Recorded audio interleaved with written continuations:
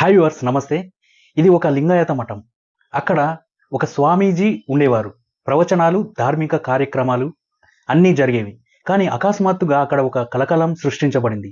కాషాయ వస్త్రాలు ధరించి స్వామీజీ రూపంలో ఉన్న వ్యక్తి హిందువు కాదు.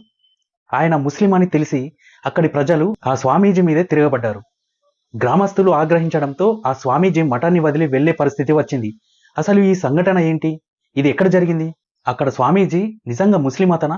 ఇన్నాళ్ళు అక్కడ ప్రజలకు ఈ విషయం తెలియలేదా? ఈ విషయాలన్నిటి గురించి ఈ వీడియోలో వివరంగా చెప్తాను. ఈ వీడియోను ఎక్కడ మిస్ చేయకుండా చివరి వరకు చూడండి. ఫ్రెండ్స్, ఈ వీడియోలోకి వెళ్లే ముందు ఒక లైక్ చేయండి. ప్రస్తుతం ఒక విచిత్రమైన సంఘటనకు సాక్షిగా నిలిచినది గుండ్లపేటలోని చౌడహల్లిలోని గురుమల్లేశ్వర మఠం. ఈ ఫోటోలో ఉన్న వ్యక్తిని ఒకసారి సరిగ్గా చూడండి. కాషాయ వస్త్రాలు ధరించి ప్రవచనాలు ఇస్తున్న ఈయన పేరు మహమ్మద్ నిసార్. కన్ఫ్యూజ్ కావద్దు. స్వామీజీ ఫోటో చూపించి ముస్లిం పేరు చెప్తున్నానని కన్ఫ్యూజ్ కాకండి. నేను చెప్తున్నది, మీరు వింటున్నది అంత నిజం. ఈయన పేరు మహమ్మద్ నిసార్. మహమ్మద్ నిసార్ యాదగిరి జిల్లా సహాపురకు చెందినవాడు.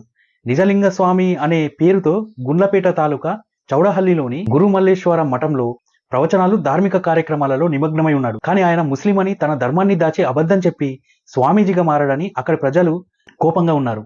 అయితే ఈ విషయం అక్కడ ప్రజలకు ఎలా తెలిసిందో తెలుసా? నిజలింగ స్వామి తను ముస్లిం ధర్మానికి చెందిన వ్యక్తినని చౌడహల్లి గ్రామస్తులకు చెప్పలేదు. కానీ మఠంలో ఉన్న ఒక అతనికి ఈ స్వామీజీ తన మొబైల్ని ఇచ్చాడంట. అప్పుడు అసలు నిజం బయటపడిందంట. ఈ స్వామీజీ మొబైల్లో ఉన్న 10th క్లాస్ మెమో పైన ఇంకా ఆధార్ కార్డును చూసి ఆ భక్తుడు షాక్ అయ్యాడు. నిజలింగ స్వామి పేరుతో ఉన్న ఈయన మహమ్మద్ నిసార్ అని తెలిసి షాక్కి గురయ్యాడు. ఇంకా ముస్లింలు పెట్టుకునే టోపీని కూడా ఆర్డర్ చేశాడంట ఆన్లైన్లో. ఈ విషయాన్ని గ్రామస్తులందరికీ తెలియజేశాడు. అసలు నిజం బయటపడిన వెంటనే అక్కడి ప్రజలు ఆగ్రహంతో రగిలిపోయారు. అయితే ఇంకో విషయం ఏంటంటే, ఇతను మాంసం తినటం, మందు త్రాగటం లాంటివి కూడా చేసేవాడట. అవి ఒక్కొక్కటిగా బయటపడ్డాయి. మఠంలో ఉన్నది నిజలింగ స్వామీజీ కాదు, నిసార్ అని తెలిసిన వెంటనే చౌడహల్లి గ్రామస్తులు అతన్ని తీవ్రంగా వ్యతిరేకించారు. మతాన్ని ఎందుకు దాచారని ప్రశ్నించారు. కానీ మహమ్మద్ నిసార్ ఒక విభిన్నమైన కథ చెప్పాడు.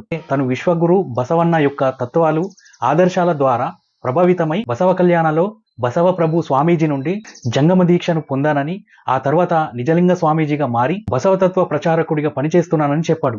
అయితే ఇతను 1.5 నెలల క్రితం మహాదేవ్ ప్రసాద్ అనే వ్యక్తి ఒక స్వామీజీ రికమెండేషన్ మేరకు తనను చౌడహల్లికి తీసుకొచ్చి మఠాధీశుడిగా నియమించారని చెప్పాడు.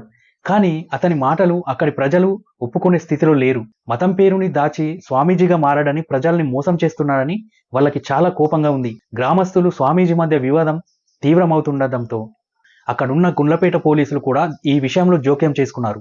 చివరకు ప్రజల ఆగ్రహానికి లొంగిన మహమ్మద్ నిసార్ గ్రామస్తులకు ఇష్టం లేకపోతే తాను మఠాధీశుడిగా కొనసాగనని చెప్పి పీఠాన్ని వదిలి తన స్వగ్రామం యాదగిరికి వెళ్ళిపోయాడు. ఫ్రెండ్స్, ఈ సంఘటన గురించి మీరేమనుకుంటున్నారు? ఈ విషయంపై మీ అభిప్రాయాన్ని కామెంట్లో చెప్పండి. ఈ వీడియోకి ఒక లైక్ చేయండి. ఇలాంటి మరెన్నో ఇంట్రెస్టింగ్ వీడియోల కోసం సబ్స్క్రైబ్ చేసుకోండి. మరో ఇంట్రెస్టింగ్ వీడియోతో మళ్ళీ కలుద్దాం.